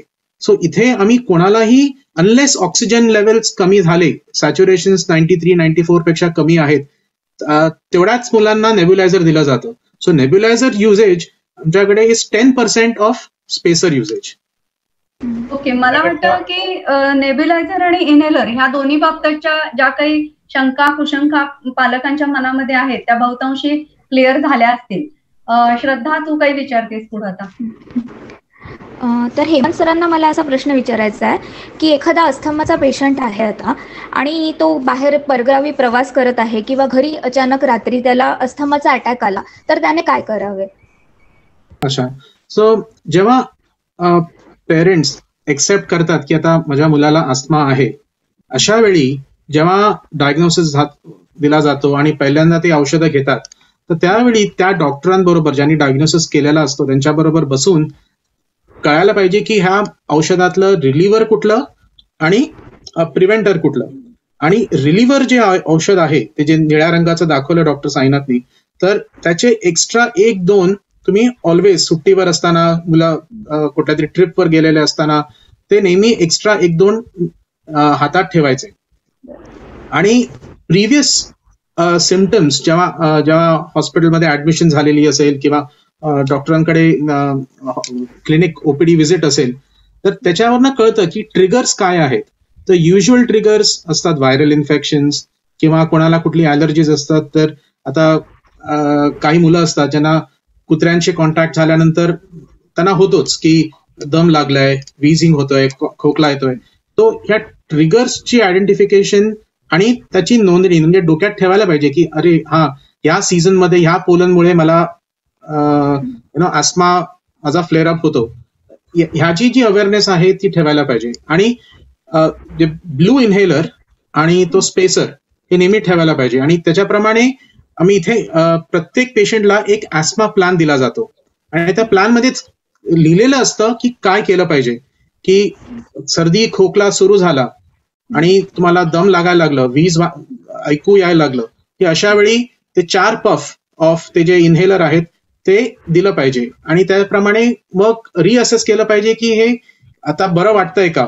आणि त्याप्रमाणे जर डॉक्टरांची कुठे क्लिनिक किंवा कोणाच्या हॉस्पिटलमध्ये इझी ऍक्सेस नसेल आणि तुम्ही कुठेतरी पिकनिकला आहात, तर दर एव्हरी 3 to 4 आवरली हे रिअसेस केलं पाहिजे आता की आता खोकला परत सुरू झालाय का, परत दम लागतोय का, परत शिट्टीसारखी आवाज म्हणजे वीज ऐकू येते का. आणि त्याप्रमाणे तो जो ब्लू इन्हेलर आहे त्याचा डोस 4 ते 6 ते 8 पर्यंत आपण वापरू शकतो. दुसरी गोष्ट, कधी कधी लॉंग ट्रिप्सवर जेव्हा जातात मुलं इथे शाळेच्या ट्रिपवर 4 दिवस 5 दिवस, अशा वेळी त्यांना एक बॅकअप एक औषध दिलं जातं जे त्याला स्टेरॉइड म्हणतात, पण ते व्हेरी रेअरली क्वचितच कधी वापरायला लागतं. पण हे ब्लू इन्हेलर ठेवणं हे सर्वात महत्वाचं आहे. आणि मोस्ट इम्पॉर्टंटली टू टेक त्यांचा जो रेग्युलर प्रिव्हेंटर इन्हेलर असतो तो घ्यायलाच पाहिजे त्यांनी. ते बंद करणं, आता सुट्टीवर जातोय म्हणून हे रोज सकाळ संध्याकाळ कसं घेणार बाकीच्या मुलांबरोबर, हे तो जो स्टिग्मा किंवा तो जो असं मुलांना वाटतं अरे आता माझ्या मित्रांच्या समोर मी कसा घेणार, हे त्यांना समजवायला लागतं की हे घेतलं नाहीस की तू तुझा पिकनिक तू एन्जॉय करू शकणार नाहीस, हे त्यांना समजवायला लागतं. तर आपले दोन्ही इन्हेलर्स आपल्या सोबत ठेवावे कायम प्रवास करतानाही. मॅडम 1-2 मिनिटं, आपल्या सिनेरिओमध्ये म्हणजे आपल्या इंडियन सिनेरिओमध्ये की म्हणजे पेशंटनी सरांनी सांगितल्याप्रमाणे इन्हेलर घ्यायचा आहे आणि त्याच्यानंतर जर तो सेटल होत नसेल तर जवळच्या तुमच्या क्लिनिक म्हणजे जे काही नियरेस्ट तुमचे डॉक्टर आहेत, पिडियाट्रिशियन असतील किंवा तुमचे जे डॉक्टर आहेत नेहमी अस्थमा स्पेशालिस्ट असतील किंवा पिडियाट्रिशियन, त्यांच्याकडे कन्सल्ट करणं गरजेचं आहे. किंवा म्हणजे नाहीतर कसं होतं की नुसतंच इन्हेलर घेऊन कधी कधी घरी बसणं हे थोडं आपल्या सिनेरिओमध्ये जरासं धोकादायक होऊ शकते. कारण बऱ्याच वेळा आणि काय झालेलं असतं की बऱ्याच पेशंटना आम्ही बघतो, आमच्या अस्थमाच्या पेशंटना सवय झालेली असते या अशा दम लागण्याची, आणि खरोखर जरी पेशंट सिरियस झाला तरी त्यांना त्याचा सिरियसनेस येत नाही. कारण म्हणजे आम्हाला सांगतात ते तुम्ही कशाला घाबरताय म्हणे, याला नेहमीच होतंय असं. पण त्याची कंडिशन काय आहे, त्याचा डिस्ट्रेस किती आहे, ऑक्सिजनची लेवल किती आहे, हे कुठे ते बघतायत. त्यामुळं असं ती जे ऍक्सेप्टन्स आहे की बाबा तुम्ही नाही हे ह्याला होतच, त्याला काही काळजी करायचं कारण नाही, हा एक अटिट्यूड सुद्धा खूप मारक आहे आपल्या अस्थमाच्या पेशंटसाठी. त्यामुळे तुम्ही बाबा ज्यावेळी प्रॉब्लेम होतोय एकदा तरी जाऊन दाखवून घ्या की बाबा सिरियस काही नाहीये ना, आणि मग त्यानुसार काही सिरियस असेल तर त्यानुसार ट्रीटमेंट डेफिनेटली केली जाईल. रेस्पिरेटरी रेट मोजणं हे आपण पालकांना शिकवून ठेवू शकतो का? काय रेस्पिरेटरी रेट मोजणं म्हणजे श्वासाची गती मोजणं पालकांना आपण सांगू शकतो. हो. आणि कसं आहे की रेस्पिरेटरी रेट मोजताच आपल्याला त्याला आपण दाखवू शकतो की सुप्रास्टर्नल रिट्रॅक्शन म्हणजे काय आहे, सबकॉस्टल रिट्रॅक्शन म्हणजे काय आहेत, आणि हे ज्यावेळी होतंय त्यावेळी त्यांनी प्रॉब्लेम. पण काय झालंय, आमचे पेशंट अस्थमा जे असतात ना की ते अजिबात टेन्शन घेत नाही. ते म्हणतात हे काय रोजचं आहे आमच्यासाठी, तुम्ही कशाला घाबरताय असं आम्हाला सांगतात ते, तुम्ही कशाला घाबरताय म्हणे. अरे म्हटलं की बाबा हे थोडं रेग्युलर पेक्षा जास्त आहे. तर असं होतं की त्यांना ते युज टू झालेले असतात, त्यामुळे ते डोंट टेक इट सिरियसली. त्यामुळे मग त्याच्यामुळे काय होतं की मॉर्टॅलिटी वाढते अशा याच्यामुळे. ठीक आहे, बरोबर आहे, केव्हाही हे असं होणार आहे.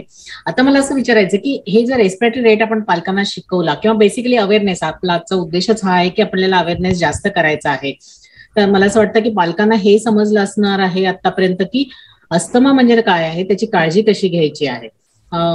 पुढे श्रद्धा. आता अस्थमा असणाऱ्या कुटुंबांमध्ये बऱ्याच शंका असतात, त्याकडे आपण वळूया. जसे की एक 10 वर्षाचा मुलगा आहे, 2 वर्षांपासून त्याला अस्थमा आहे, नियमित औषधोपचार चालू आहेत, मग आता तो शाळेतील स्पोर्ट्स ऍक्टिव्हिटीमध्ये भाग घेऊ शकतो का? तर आता कसं आहे की पहिला आपला बेसिक आहे की आपण आता जागरूकता निर्माण करतोय की अस्थमा पेशंटला अस्थमामुळे कोणतेही लिमिटेशन नको आहे. तुम्ही अस्थमा आहे म्हणून काही करायचं नाही अशी बात नाहीये. तुम्ही सगळं करायला पाहिजे, सगळं करता यायला पाहिजे तुम्हाला. You should swim, you should what ever sports, तुम्हाला जो कुठला स्पोर्ट्स आवडतोय तो अगदी फुटबॉल असेल किंवा क्रिकेट काही असेल त्यांनी तो खेळला पाहिजे. फक्त त्याच्या बॅकग्राऊंडवर त्याची ट्रीटमेंट व्यवस्थित असणं गरजेचं आहे. जर तो पेशंट ट्रीटमेंट घेत नाही आणि तो स्पोर्ट्समध्ये जातोय तर तो करूच शकणार नाहीये, कारण त्याला दम लागणार आहे. आणि तो आता कितीतरी पेशंट जे ऍथलीट असतात, स्विमर असतात किंवा रनर्स असतात, ऍथलीट्स असतात, ते लोक आमच्याकडे येतात की म्हणजे त्याला काहीतरी प्रॉब्लेम आहे की तो करू शकत नाही. पण ज्यावेळी त्याची प्रॉपर ट्रीटमेंट चालू केली की तो सगळं करू शकतो. आणि म्हणजे आता याच्यासाठी डेफिनेटली आपण उदाहरणं सुद्धा द्यायला पाहिजे की बाबा जगामधले अगदी चांगले स्पोर्ट्समॅन आहेत. डेव्हिड बेकम जगातला बेस्ट फुटबॉल प्लेअर, पण त्यालाही अस्थमा होता. शोएब अख्तर क्रिकेट प्लेअर, त्यालाही अस्थमा होता. बॉलिवूडमध्ये घेतलं तर प्रियांका चोप्रा, तिलाही अस्थमा आहे, पण तरीही ती सगळ्या गोष्टी करते. म्हणजे कारण त्यांचा अस्थमा वेल कंट्रोल्ड आहे. तर वेल कंट्रोल अस्थमा जर ठेवला तर कोणत्याही स्पोर्टला कोणतेही लिमिटेशन नाही. स्विमिंग हा अस्थमामध्ये चांगला एक्सरसाइज आहे. इनफॅक्ट अस्थमाच्या पेशंटनी स्विमिंग करावं असं म्हटलं जातं.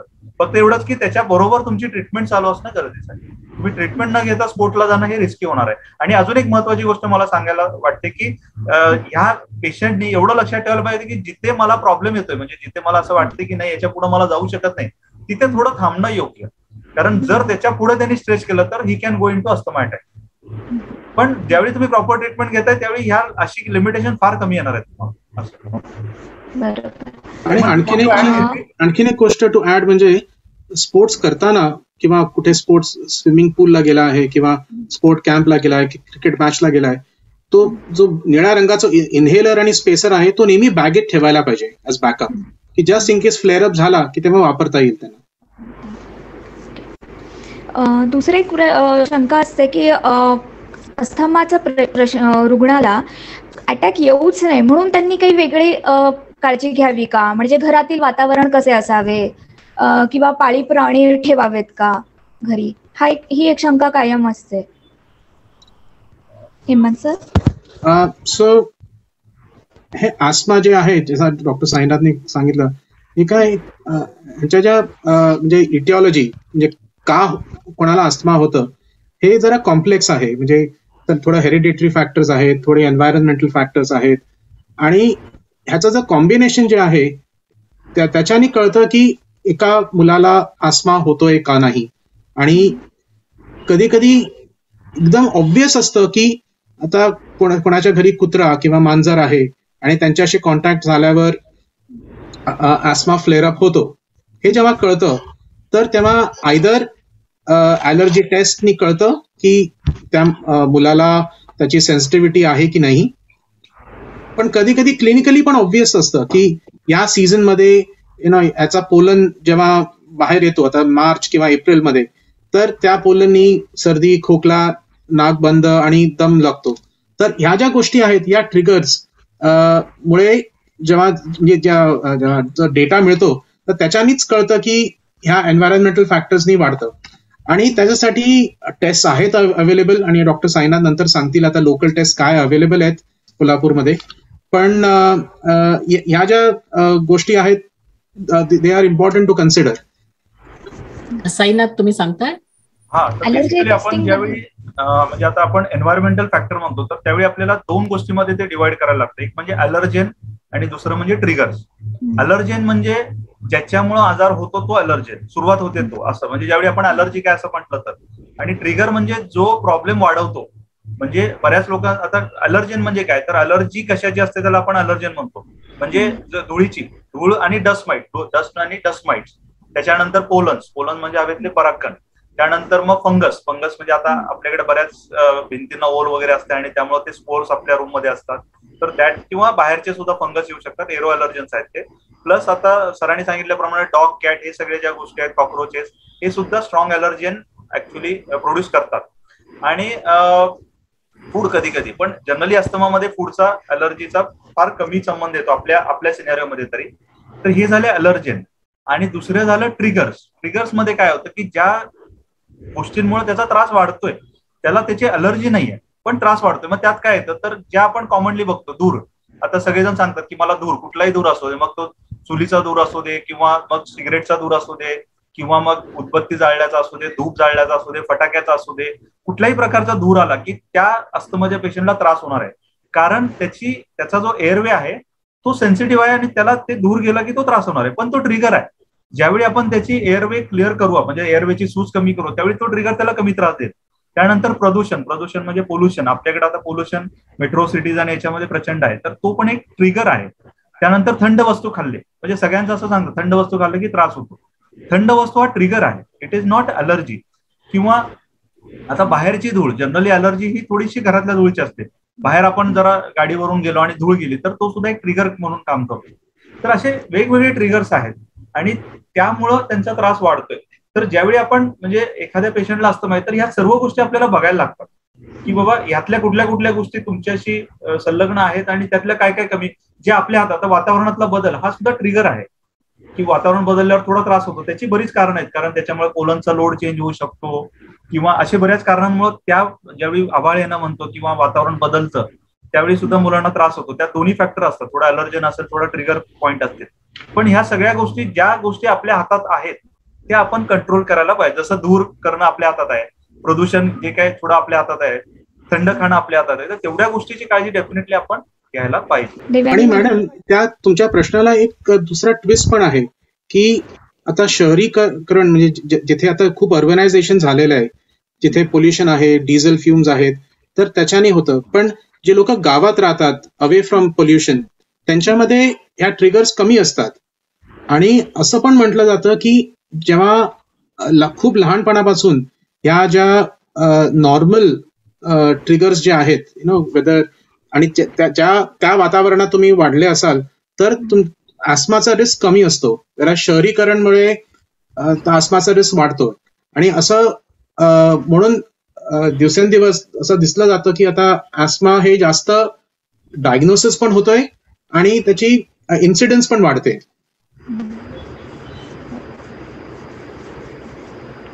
थँक्यू. पुढचा प्रश्न. आता मी पुढचा प्रश्न आहारासंबंधी विचारत होते साईनाथ डॉक्टरना, की बऱ्याचदा लोक आपल्याला म्हणतात की मॅडम केळ खाल्लं की त्याचा अस्थमा वाढतो किंवा काही संत्र मोसंबी खाल्लं, द्राक्ष खाल्लं तर असं. तर बऱ्याच अंशी मला वाटतं साईनाथने ते ऑलरेडी कव्हर केलेलं आहे. पण दुसरा माझा विशेष असं हे होतं की अशा अस्थमा असेल तर काही विशेष असं लसीकरण देणं आपण त्याचा सल्ला देता का, की बाबा अस्थमाच्या मुलांनी एक काही स्पेसिफिक लस हे करून घ्यावी, बरोबर, तर लसीकरण घ्यावं. बेसिकली कसं आहे की अस्थमा हा आपण मगाशीच बोलल्याप्रमाणे श्वास नलिकेशी रिलेटेड आजार आहे, म्हणजे तो फुफ्फुसाचा आजार आहे. त्यामुळं बेसिक आपल्याला एवढं लक्षात येतं की फुफ्फुसाला त्रास देणारे इतर जे आजार आहेत त्याच्यापासून आपल्याला प्रिव्हेन्शन केलं पाहिजे. त्यामुळे IAP-ने जे रेकमेंडेशन दिलेलं आहे की बाबा अस्थमामध्ये तुम्ही एक म्हणजे निमोनियाची लस घेणं गरजेचं आहे. त्याच्यामुळे काय होईल की ऑलरेडी तुम्हाला अस्थमा आहे आणि त्याच्यामध्ये आणखी जर एखादा निमोनिया झाला तर डेफिनेटली तुम्हाला तो डबल त्रास देऊ शकेल. त्यामुळे ती निमोनियाची लस कंप्लीट करणं गरजेचं आहे, ती आपण दीड महिन्याच्या पुढच्या बाळांना देऊ शकतो. आणि दुसरी जी लस महत्वाची आहे ती म्हणजे फ्लूची लस. आता फ्लूची लस का महत्वाचं आहे, तर आता आपण नेहमी म्हणतो की म्हणजे थोडासा अस्थमाचा एक ट्रिगर व्हायरल इन्फेक्शन पण आहे. आणि व्हायरल इन्फेक्शन म्हणजे हे जनरली फ्लूच असतात, म्हणजे वातावरण बदललं की फ्लू वाढतात आणि त्यामुळं त्यांना फ्लूनी सुरुवात होते. पण मग तो अस्थमॅटिक असल्यामुळे तो ट्रिगर होतो अस्थमा आणि मग त्याला पुढचे सिम्पटम चालू होतात. मग त्याला हे ट्रिगरच कमी करायचं असेल तर आपण असा प्रयत्न केला पाहिजे की तो फ्लू व्हायलाच नको. मग त्याला आपण जर फ्लूचे शॉट दिले, सुरुवातीला आपण 2 फ्लू देतो आणि नंतर आयडियली रेकमेंडेशन आहे की ह्यांना दरवर्षी मे बी प्री मान्सून म्हणजे पावसाळा किंवा त्यांचा जो सीझन आहे त्याच्या आधी एक फ्लूचा शॉट दिला तर त्यांना फ्लू कमी होईल आणि त्यामुळे जो ट्रिगर होणारा अस्थमाचं पण प्रमाण कमी होईल. आणि कदाचित आता तसं कोविड वॅक्सिनेशनचं अस्थमामध्ये काही रेकमेंडेशन नाहीये, पण आपण सगळ्यांनाच ते आता रेकमेंड करतो जे एज नुसार येत आहेत अलाउड आहेत त्यांना आपल्याला कोविड वॅक्सिनचं रेकमेंड करायला हरकत नाही. पण परसे अस्थमामध्ये फ्लू आणि निमोनिया हे 2 वॅक्सिनेशन महत्वाचे आहेत.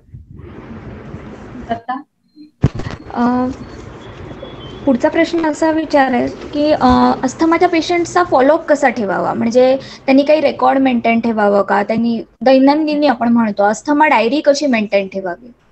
हेमंत सर. तर अस्थमा डायरी जे म्हणतो म्हणजे आपण कसं आहे की पेशंटचा फॉलोअप खूप महत्वाचा आहे. बऱ्याच वेळा आपण बघतो की पेशंट ट्रीटमेंट तर चालू करतो पण थोडंसं बरं वाटल्यानंतर सगळं तो विसरून जातो. अस्थमा वगैरे सगळं माफ झालेलं असतंय, पुढच्या वेळी आलेलं ते स्वतः सांगतात आम्ही सगळं बंद केलं. तर पहिली गोष्ट आहे की ॲडरन्स म्हणजे तुम्ही ज्यावेळी आपण ट्रीटमेंट चालू करतोय त्याला व्यवस्थित चालू ठेवणं गरजेचं आहे. थोडासा पेशंट म्हणजे बाळ किंवा पेशंट बरा वाटला म्हणून जर ट्रीटमेंट बंद केली तर डेफिनेटली तो अस्थमा कंट्रोलमध्ये येणार नाहीये. मग आपण त्याला काय काय गोष्टी ठेवायला, म्हणजे एक अस्थमा डायरी असा एक कन्सेप्ट आहे की बाबा तू एक वही घाल आणि त्याच्यामध्ये तुला पहिली गोष्ट म्हणजे आपण एकदम आयडियल सिच्युएशन मध्ये मगाशी सरांनी सांगितल्याप्रमाणे पीक फ्लो मीटर आपण त्याच्या घरी देऊ शकतो आणि त्याचे रिडिंग्स त्याला प्री इनहेलर म्हणजे त्याचा जो इनहेलर घेतोय त्याच्या आधीचं रिडिंग आपण त्याला नोट डाऊन करायला सांगू शकतो. याचा एक फायदा होतो की त्याला ऍक्च्युली प्रॉब्लेम येणार असेल तर कधी कधी आपल्याला आधीच कळू शकतं. कधी पण हे काय सगळे पेशंट ठेवतील असं पण नाहीये, पण आपण त्यांना ideally this is recommended peak flow मीटरची रिडिंग ठेवा. जर ती रिडिंग खाली यायला लागली तर यू शुड बी अलर्ट. हे पहिलं झालं. दुसरं म्हणजे त्याला कुठले सिम्पटम्स येतात, म्हणजे आपल्याला काय वाटतं की आता बऱ्याच वेळा या अस्थमाच्या पेशंटला मध्ये मध्ये थोडा खोकला येत असतो, पण ते त्यांना इम्पॉर्टन्स येत नाही. थोडासा खोकला आहे तो काय नॉर्मलच आहे, पण तसं नाही. अस्थमाच्या पेशंटला तो थोडासा खोकला सुद्धा महत्वाचा आहे. तर तो सुद्धा त्यांनी नोट डाऊन करून ठेवला पाहिजे की मला या दिवशी खोकला आलेला आहे. आणि जर त्याला खोकला आला किंवा विझिंग झाला आणि त्यांनी तो ब्रॉन्कोडायलेटर घेतला म्हणजे आपला साल्ब्युटामॉलचा जो इनहेलर आहे किंवा लिव्होसाल्ब्युटामॉलचा इनहेलर जो रिलिव्हर आपण म्हणतो, तर त्याची नोंद ठेवणं गरजेचं आहे. म्हणजे ज्यावेळी ते डॉक्टरांकडे फॉलोअपला येतील त्यावेळी आपल्याला हे सगळं बघता येईल की बाबा पीक फ्लो मीटर कसे आहेत, त्याचे सिम्पटम कसे आहेत आणि त्याचा रिक्वायरमेंट ऑफ हे रिलिव्हर्स कसे आहेत आणि त्याच्यावरून आपण त्याचा कंट्रोल बघू शकतो. म्हणजे whether he is well controlled, whether is not control, whether is partially controlled, हे आपण त्याच्यावरून ठरवतो. त्यामुळे त्या अस्थमाच्या पेशंटला डायरी खूप महत्वाची असते. तर हे थोडंसं बरेच पेशंट आपले थोडं फॉलो नाही करत आहेत, पण आयडियली हे केलं पाहिजे. हेमंत सर काही ऍड करणार? सो इथे आम्ही जर पेशंट एकदा हॉस्पिटलमध्ये ऍडमिट झाला विथ अस्थमा अटॅक तर त्या पेशंटला आम्ही इनफॅक्ट ह्या ज्या पेशंट असतात ज्या ऍटलिस्ट वन्स किंवा ट्वाइस अ इयर हॉस्पिटलमध्ये येतात आणि माहिती आहे की ते सांगतात की आम्ही इनहेलर घेतोय पण घरी कधी इनहेलर घेतलेलं नसतं, अशा मुलांना मग आम्ही सांगतो की आता पुढच्या वेळी फॉलोअपच्या आधी मला डायरी बघायची आहे. तर सो अशा मुलांना पीक फ्लो डायरी आणि सिम्पटम डायरी हे दोन्ही ठेवायला सांगतो. आणि जेव्हा ते पुढच्या वेळी घेऊन येतात मग त्यांनाच कळतं की आता माझा पीक फ्लो 400 आहे ऍव्हरेजवर, पण आता माझा 200 झाला की मला अस्थमा अटॅक येणार. हे जेव्हा त्यांना कळतं की दिस इज ऑल अबाउट एज्युकेशन, जर त्यांना जेव्हा स्वतः त्यांना रिअलाइज होतं की अरे माझं पीक फ्लो नेहमी 300 किंवा 400 पण आता 200 आहे आणि मला आता उद्यापासून फुटबॉल खेळता येणार नाही, तर ते स्वतःच सुरू करतात की आता मला have to start remembering my medication. हे त्यांनाच कळतं आणि ते औषधं घेऊ लागतात. सो एज्युकेशन आणि सेल्फ एम्पॉवरमेंट हे या दोन गोष्टी एस्पेशली टीनेज मुलांना त्यांना कळतं की त्यांना सांगायला लागत नाही आणि ते मॅनेज वेल. मुलांना स्वतःच जर आपण याच्यासाठी तयार केलं की स्वतःला काय त्रास होतो, कारण काही मुलांना विझिंगही कळतं, साधारण थोडी मोठी असलेल्या मुलांना स्वतःचं विझिंगही कळायला लागतं, त्यामुळे आपण त्या मुलांना स्वतःला सांगणं ही खरंच खूप चांगली गोष्ट आहे. मॅडम मगाशी जस्ट आपण आहाराबद्दल थोडंसं म्हणजे तो स्किप झाला पॉइंट, पण त्याच्यामध्ये 1-2 गोष्टी आपल्याला सांगाव्या लागतील की इन जनरल आहाराबद्दल काही प्रॉब्लेम नसतो, पण काही जे ट्रिगर्स आहेत त्याच्यामध्ये त्या ट्रिगरमध्ये पहिली गोष्ट आपण म्हटल्याप्रमाणे थंड फ्रीज मधली वस्तू, म्हणजे जनरली उन्हाळ्यामध्ये पेशंट येतात ते थंड खाल्ल्यामुळे येतात, तर ते थोडंसं जरा अवॉइड केलं पाहिजे. रेफ्रिजरेटेड फूड आपण थोडंसं अवॉइड केलं पाहिजे. आणि दुसरी गोष्ट म्हणजे जसं एकदम म्हणजे काय म्हणतो त्याला त्याच्यामध्ये खूप ऍडिटिव्ह आहेत किंवा फूड कलर्स वगैरे असलेल्या गोष्टी थोड्याशा आपण अवॉइड केल्या पाहिजेत. आणि तिसरी गोष्ट म्हणजे जे आता थोडंसं कॉमनली आता काय होतं की लहान मुलांना हे थोडेसे वेफर्स वगैरे हे जे असतात पॅक्ड फूड जे असतात, तर ह्याच्यावर जो मसाला असतो तर असं मध्ये त्याच्यावर थोडे स्टडीज झाले होते की त्याच्यामध्ये हिस्टामिन असतं, हिस्टामिन कंटेंट असतो आणि ते खाल्ल्यानंतर सुद्धा त्यांचे हे अस्थमा अटॅक वाढू शकतात. तर या गोष्टींची थोडीशी काळजी आपल्याला घ्यायला पाहिजे. बाकी परसे केळ्यामुळे वगैरे होतं असं काय कुठलं फळ खाल्ल्यामुळे होतं असं डायरेक्टली काय नाहीये. फक्त ते खाण्याच्या बाबतीत चांगलं खाणं का हेल्दी खाणं का दॅट इज बेस्ट असं आपण एवढं सांगू शकतो कुठल्या खाण्यामुळे. आणि जर त्यांना एखाद्या रेअरली कुठली अलर्जी असेल तर त्यांनी ते ऑब्झर्व करणं गरजेचं आहे की बाबा मला हे खाल्ल्यावर होतंय प्रत्येक वेळी. तर मग उदाहरणार्थ काही मुलांना अंड खाल्लं किंवा फिश खाल्ला तर ही नोन आहे थोडीशी अलर्जी. आणि मॅडम कसं आहे जर त्याला अलर्जी असेल त्या गोष्टीची अलर्जी त्याला होऊ शकतं. किंवा दुसरी महत्वाची आपण नंतर कदाचित अलर्जी मध्ये काय असतं की क्रॉस रिॲक्टिव्हिटी असते. आता क्रॉस रिॲक्टिव्हिटी म्हणजे काय की जर एखाद्याला डस्ट माइटची अलर्जी असेल तर त्याला क्रॅब, प्रॉन्स, फिश खाल्ल्यानंतर त्रास होऊ शकतो कारण तो क्रॉस रिॲक्टिव्ह आहे. जर एखाद्याला पोलनची अलर्जी असेल तर त्याला कदाचित ऍपल खाल्ल्यानंतर त्रास होऊ शकतो, त्याला ओरल अलर्जी सिंड्रोम असं म्हटलं जातं. तर अशा काही क्रॉस रिॲक्टिव्हिटीमुळे काही वेळा प्रॉब्लेम येऊ शकतात, पण हे जनरल स्टेटमेंट आपण करू शकत नाहीये की बाबा तुम्ही हे खाऊ नका ते खाऊ नका. ही हॅज टू ऑब्झर्व, मला त्रास होतोय, ठीक आहे, मे बी त्याला मग तशा टेस्ट करून आपण ते कन्फर्म करून त्यानुसार त्यांना ऍडवाइस. या ठिकाणी अशा वेळी अलर्जी टेस्टिंग बद्दल आपण काय सांगाल? अलर्जी टेस्टिंग कितपत उपयोगी आहे, करावं की करू नये, हा मागे राहिलेला थोडासा. कसं आहे मॅडम की अलर्जी टेस्टिंग, अस्थमामध्ये अलर्जी टेस्टिंग हा जर विषय म्हटला, हा थोडासा जरा सेन्सिटिव्ह विषय आहे ऍक्च्युली. पण आता मगाशी आपण त्याच्यामध्ये 2 सिनारिओ आपण घेऊ. एक म्हणजे अंडर 5 ज्यावेळी आपण मगाशी बोलत होतो, तर आपण जिना गाईडलाईन्स नुसार जरी गेलो तरी अंडर 5 विजरला आपण अलर्जी टेस्ट ही परफॉर्म करू शकतो. ती कशासाठी, तर whether he sensitise or not बघण्यासाठी. म्हणजे जर त्याच्यामध्ये एरो अलर्जनचं सेन्सिटायझेशन असेल तर there are chances that he may go into asthma. हे झाला एक रोल.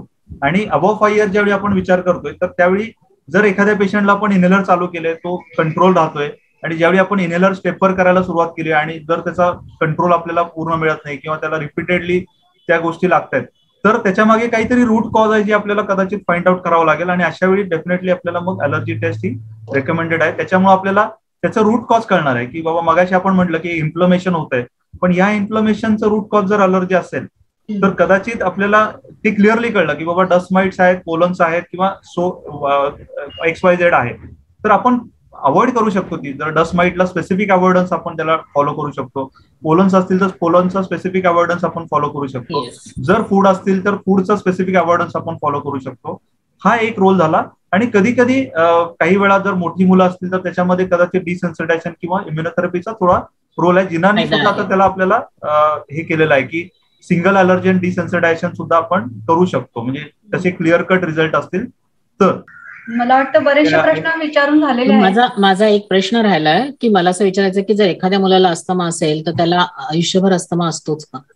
अस्थमा हा आयुष्यभराचा आजार आहे का? आता इथे जेव्हा डायग्नोसिस ऑफ अस्थमा आपण म्हणतो की जिथे सिम्पटम्स आहेत आणि आपण प्रूव्ह केलंय स्पायरोमेट्रीवर की यांना रिव्हर्सिबिलिटी आहे, अशा पेशंट्स ज्यांना ॲलर्जी पण असते बरोबर, तर एक ॲस्मा प्रेडिक्टिव्ह इंडेक्स म्हणून वापरलं जातं. आणि त्याच्यावरनं कळतं की एका मुलाला जेव्हा ॲस्मा आहे त्याच्याबरोबर ॲलर्जीज आहेत, त्याला ब्लू इन्हेलर लागतंय वारंवार, त्याला सर्दी खोकला येतोय, अशी मुलं जे आहेत ते त्याला आपण फिनोटाईप म्हणतो. आणि या फिनोटाईप, ॲलर्जिक जो फिनोटाईप असतो तो युजली राहतो, पण त्या ॲस्माची व्हेरिएबिलिटी असते. आणि ते काय बिफोर प्युबर्टी आणि आफ्टर प्युबर्टी त्यांच्या टाईप ऑफ ॲस्मामध्ये जरा फरक पडतो. म्हणजे त्यांचा need for regular inhaler, number of exacerbations per year, म्हणजे ॲस्मा अटॅक्स पर इयर, त्याची फ्रिक्वेन्सी कमी जास्त होते. पण रिस्क इज ऑलवेज देअर की ह्या मुलाला पुढे ॲस्मा इन्हेलर लागू शकतील. काय असतं की अंडर 5 विजर्स त्यांचं जर प्रिव्हेलन्स बघितलं वर्ल्ड वाईड तर 35% म्हणजे 1 in 3 child in the whole world त्याला एकदा तरी विजिंग एपिसोड असतो. पण ॲस्माचा जो इन्सिडन्स आहे तो फक्त 10% आहे वर्ल्डचा. याचा अर्थ की 2 out of those 3 पुढे कधीही त्यांना ॲस्मा लागणार नाही. सो जर फक्त स्टॅटिस्टिकली बघितलं तर देर इज अ 66% चान्स की तुम्ही आउटग्रो कराल तुमचा विजिंग. सो हे जे कॉन्सेप्ट आहे की एकदा विजिंग सुरू झालं आणि तो लेबल ऑफ ॲस्मा लागला की आपला लाईफ लॉंग ॲस्मा आहे, हे डिफिकल्ट आहे आणि हे पॉप्युलेशन बेस्ड आहे. पण इन अ चाइल्ड ज्याला ॲलर्जिक ॲस्मा आहे, those are the high risk की पुढे आपण विचार करायला पाहिजे की आपल्याला हाऊस डस्ट माईट ॲलर्जी आहे, आपल्याला पोलन ॲलर्जी आहे, आणि आपल्याला त्या पोलनला एक्सपोज झाल्यावर आपला ॲस्मा खराब होतो. त्या मुलाला should be under a paediatrician ज्याच्याकडे रेग्युलर व्हिजिट्स करून यू कॅन फिगर आउट की आता आपला ॲस्मा सिव्हिअरिटी कमी होतोय का. So this is my take on this. Okay, थोडंसं मी जर आपल्या शब्दात सांगायचं म्हटलं तर आपण पेशंटला कसं सांगतो की हा आजार राहायची शक्यता आहे. जरी पेशंट असिम्प्टमॅटिक असला, जरी तो 3-4 वर्ष असिम्प्टमॅटिक असला तरी पुढे त्याला येणार नाही असं आपण कधी म्हणू शकणार नाही. तो येऊ शकतो, बॅकग्राऊंडवर तो आहे. जर तुम्हाला त्रास देत नसेल तर कदाचित आपण ट्रीटमेंट थांबवू शकणार आहे, आपण he will be of all the medicines. पण पुन्हा येईल का असं जर त्यांनी प्रश्न विचारला तर येऊ शकतो. Time will tell us, it is not in hour hand. त्यामुळे 4 वर्ष जरी मला आता काही सिम्पटम नाही आहेत म्हणजे मी बरा झालो आणि मला कधी त्रास होणार नाही असं म्हणू शकत नाही. 10 वर्ष जरी बरा असला तरी तो पुढे येऊ शकतो असं.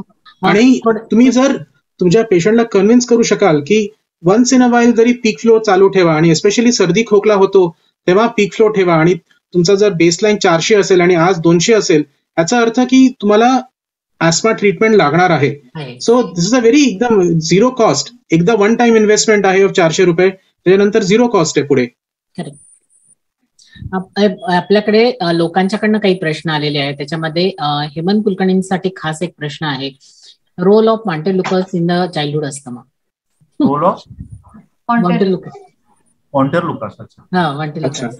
सो मॉन्टेल्युकस थोड्या वर्षापूर्वी वॉज असं एकदम असं वंडर ड्रग म्हणून बाहेर आलं, आणि ओव्हर टाइम लोकांना रिअलाइज झालंय की मॉन्टेल्युकस त्याची efficacy is only in a small subgroup of children with asthma or preschool wheeze. Asthma पण नाही, प्रीस्कूल वीज म्हणजे अंडर 5 इयर्स, आणि ज्यांना रिकरंट व्हायरल इन्फेक्शन्समुळे ज्यांना इन्हेलर किंवा नेब्युलायझर दिलं जातं, रिकरंट ऍडमिशन्स होतात, त्या सबग्रुपमध्ये, आणि ज्यांच्यामध्ये एक स्पेसिफिक जीन आहे, त्याला एक आय थिंक ORMDL असं काहीतरी जीनचं नाव आहे, त्या जीन जो आहे त्यांच्यामध्येच तो उपयोगी दिला जातो. ह्याचा अर्थ की मोर दॅन 40%, मोर दॅन 50% मुलांमध्ये जेव्हा मॉन्टेल्युकस चालू करतो त्यांच्यामध्ये तो उपयोगी होतो की नाही हे कोणाला कळत नाही. आणि सेकंड रिझन वाय मॉन्टेल्युकस आता थोडा आउट ऑफ फेवर झालाय की आता नवीन रिसर्च आलंय की त्याचे साईड इफेक्ट्स भरपूर होतात, आणि साईड इफेक्ट्स म्हणजे बिहेवियर चेंज, रात्री झोप लागत नाही, रात्री झोपेत मुलं ओरडतात, पॅरासोमनियाज होतात, म्हणून ते जर आता आउट ऑफ फेवर आहे. सो आणि efficacy is also is in doubt, कारण आधीचे जे पेपर्स होते, रिसर्च होता तो की montelukast is a wonder drug is now out of favour. Shilpa, पुढचा प्रश्न विचारतेस?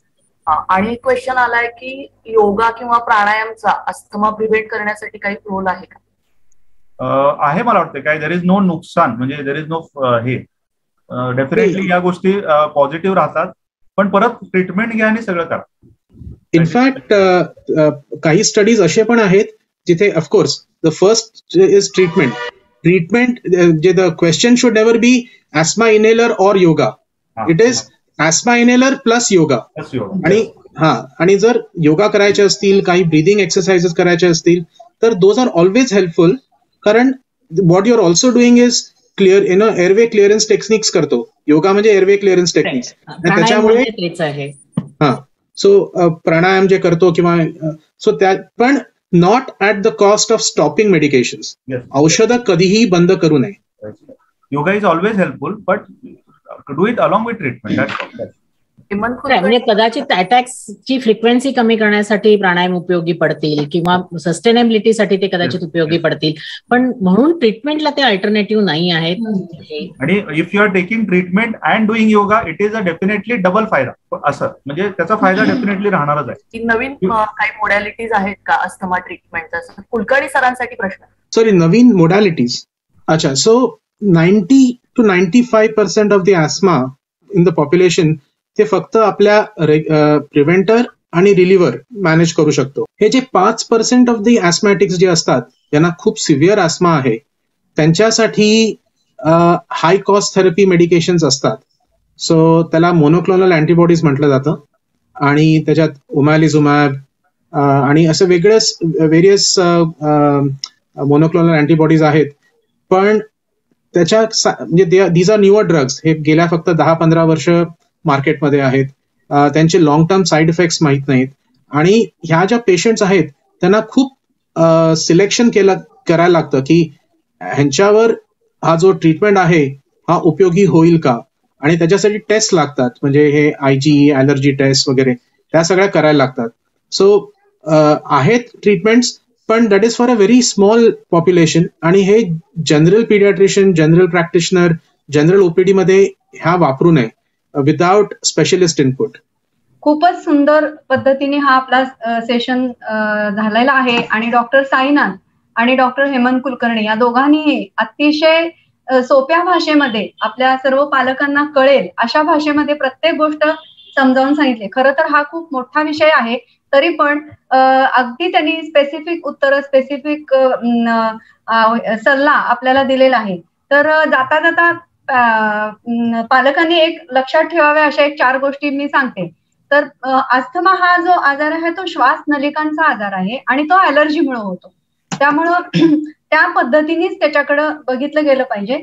आणखी प्रत्येक लहान मुलाला प्रत्येक वेळी छाती भरली तर तो अस्थमा असतो असं नाही, किंवा प्रत्येक छाती भरलेल्या मुलाला पुढे जाऊन अस्थमा होतो असंही नाही. सगळ्यात महत्वाचं आहे की योग्य निदान होणं अस्थमाचं अतिशय गरजेचं आहे. त्याकरता तुम्ही एक्सपर्ट डॉक्टरांचं मत घेतलं पाहिजे. त्यांच्याकडून योग्य निदान, काय तीव्रता आहे आपल्या मुलाच्या अस्थमाची हे जाणून घेतलं पाहिजे. आणि ते जे आपल्याला सल्ला देतील, काय जे ट्रीटमेंट सांगतील किंवा फॉलोअप सांगतील, किंवा घरातल्या घरात सुद्धा काही किलोमीटर वापरून आपलं म्हणजे फुफ्फुसाची क्षमता कमी झाली का हे बघण्याचे जे सल्ला देतील, तो अत्यंत रिलिजियसली म्हणजे अगदी प्रामाणिकपणानं तुम्ही जर हे सगळं केलं आणि योग्य ती उपचार पद्धती चालू ठेवली तर निश्चितच तुमच्या पाल्याचा जो काही अस्थमामुळे होणारा त्रास आहे, म्हणजे जे शाळा बुडू शकते किंवा खेळामध्ये अडथळा होऊ शकतो किंवा कुठे प्रवासाला जायचं म्हटलं की टेन्शन येतं, तर जर का वेल कंट्रोल राहिला, अस्थमा हा अगदी चांगल्या पद्धतीने जर कंट्रोल राहिला तर हे बरेचसे यातले प्रॉब्लेम आपण सॉल्व्ह करू शकतो. दुसरा एक महत्वाचा पॉइंट असा की कुठल्याही गैरसमजाला पालकांनी बळी पडू नये. उदाहरणार्थ की आपण म्हटलं तसं इनहेलरची सवय लागते किंवा त्याचे साईड इफेक्ट होतात, तर जर का योग्य पद्धतीने आपण इनहेलर्स वापरले तर त्याचे काही साईड इफेक्ट होत नाहीत, त्याची सवय वगैरे काही लागत नाही. चायना डॉक्टरने अतिशय सुंदर पद्धतीने, कारण ते रक्तात मिसळतच नाहीये, ब्रेन पर्यंत जातच नाहीये, तर सवय लागायचा कुठलाही विषय होत नाही. चौथा महत्वाचा मुद्दा मी सांगू इच्छिते की कुठल्याही परिस्थितीत डॉक्टरांच्या सल्ल्या व्यतिरिक्त तुम्ही औषध उपचार थांबवू नका. आता बऱ्याच दिवसात माझ्या मुलाला काही त्रास झालेला नाही, तर मी आता माझ्या मनाने इनहेलर ट्रीटमेंट थांबवते, किंवा मी बाबा गावालाच गेलो, आम्हाला जमलंच नाही परत फॉलोअपला वगैरे, असं कुठलंही न करता तुम्ही डॉक्टरांच्या सल्ल्या व्यतिरिक्त औषध उपचार थांबवू नका.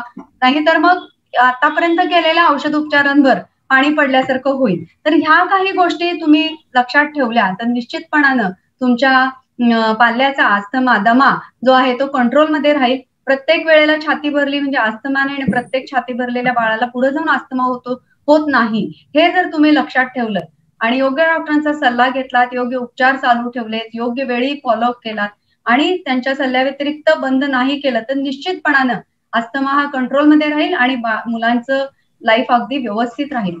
तर with this note I think बरेचसे आपण कव्हर केलेलं आहे. आणखीन कोणाला काही ऍड करायचं असेल तर किमया? शिल्पा? ह्या चर्चासत्रात बऱ्यापैकी आलेले क्वेश्चन सुद्धा आपण विचारलेत आणि ते डिस्कस झालेले आहेत. बऱ्याचशा क्वेरीज ऑलरेडी आन्सर केलेल्या आहेत आपल्या मार्गदर्शकांनी. तर आजचं आपलं चर्चासत्र हे या चर्चासत्रासाठी आपल्याला लाभलेले तज्ञ मार्गदर्शक म्हणजे डॉक्टर हेमंत कुलकर्णी आणि डॉक्टर साईनाथ पवार. तर बऱ्याचदा असं होतं की अरे बापरे, दमा आयुष्यभर राहणार का, किंवा औषधांवरच बघा डॉक्टर, पंप नको, शक्यतो टाळा, किंवा माझ्या मुलाला खेळता येईल का.